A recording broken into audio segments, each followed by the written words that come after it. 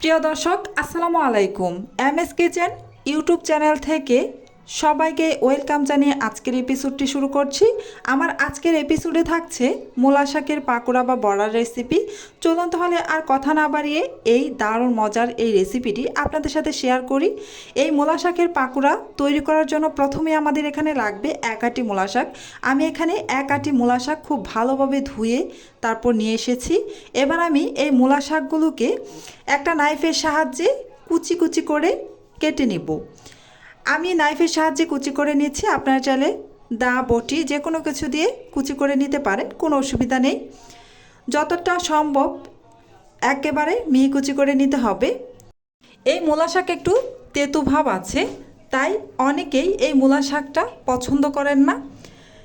আমি আজকে যে পদ্ধতিতে যেভাবে মূলা শাকের পাকোড়া বা বড়া তৈরি করব, ঠিক সে পদ্ধতিতে এই পাকোড়াটা তৈরি করলে আশা করছি একটু তেতো ভাব লাগবে না।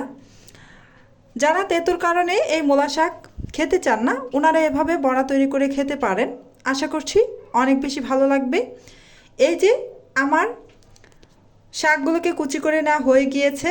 এখন আমি সবগুলো শাক একটা বাটির মধ্যে উঠিয়ে নিচ্ছি।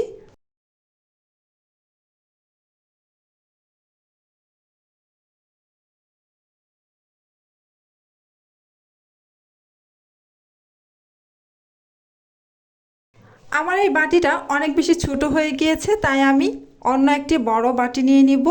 সেই বাটিতে এই শাকগুলোকে ট্রান্সফার করে নিচ্ছি।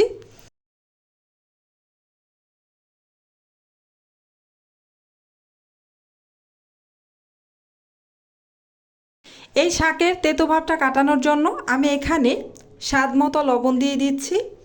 এই লবণটা দিয়ে খুব ভালোভাবে শাকের সাথে মিশিয়ে নিচ্ছি।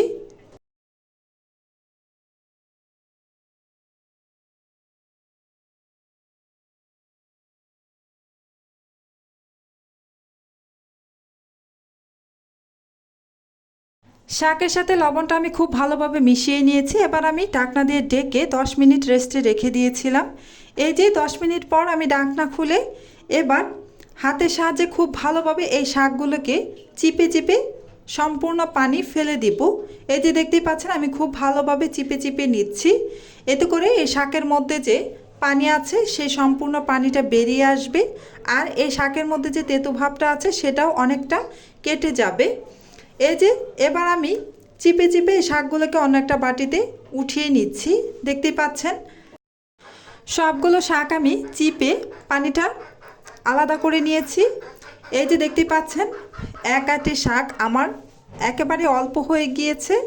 এবার আমি শাকের জটগুলো ছাড়িয়ে নিচ্ছি।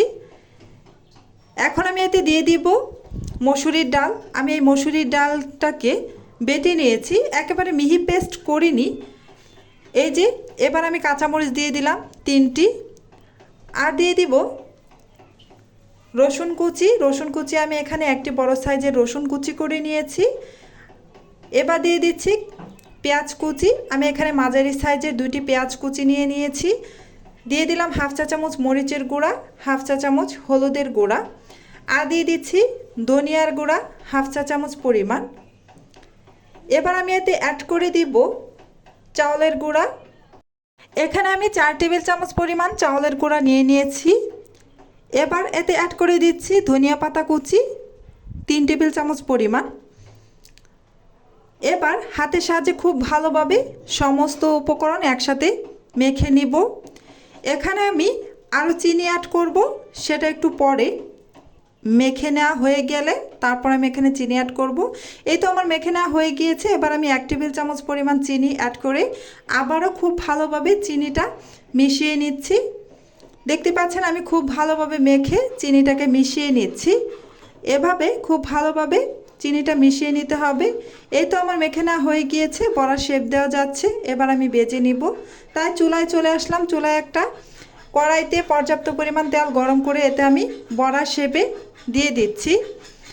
আমি আগে থেকেই তেলটা গরম করে নিয়েছি। তেলটাকে খুব ভালোভাবে গরম করে নিতে হবে। এই তো আমি কয়েকটা বড়া এখানে দিয়ে দিলাম। এবার আমি চুলার আঁচ মিডিয়ামে রেখে উল্টে পাল্টে বড়াগুলোকে ভেজে নিব। চুলার আঁচ একেবারে খুব বেশি হাইতে বা একেবারে লোতে রাখা যাবে না, মিডিয়াম আঁচে এই বড়াগুলোকে ভেজে নিতে হবে। দেখতে পাচ্ছেন আমি বড়াগুলোকে উল্টে পাল্টে ভেজে নিচ্ছি। এই মূলা শাকের তেতো ভাবটা কমানোর জন্য অবশ্যই লবণ মাখিয়ে মূলা শাক থেকে চিপে পানি ফেলে দিবেন আর চিনি অ্যাড করে দিবেন সামান্য পরিমাণ, তাহলে আর তেতো ভাব লাগবে না। এই তো আমার বড়াগুলো ভেজে না হয়ে গিয়েছে, এখন আমি এই বড়াগুলোকে উঠিয়ে নিচ্ছি। এই সেম প্রসেসেই আমি বাকি বড়াগুলোকেও ভেজে নিব। এই যে আমি আবারও বড়াগুলোকে দিয়ে দিচ্ছি।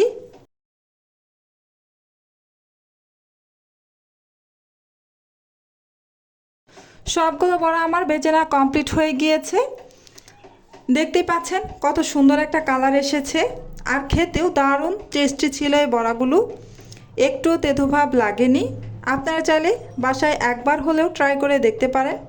আশা করছি আপনাদের কাছেও অনেক বেশি ভালো লাগবে। আজকের মতো এখানেই শেষ করছি।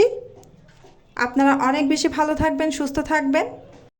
আবারও চলে আসব অন্য কোনো দিন নতুন একটি রেসিপি নিয়ে। আসসালামু আলাইকুম।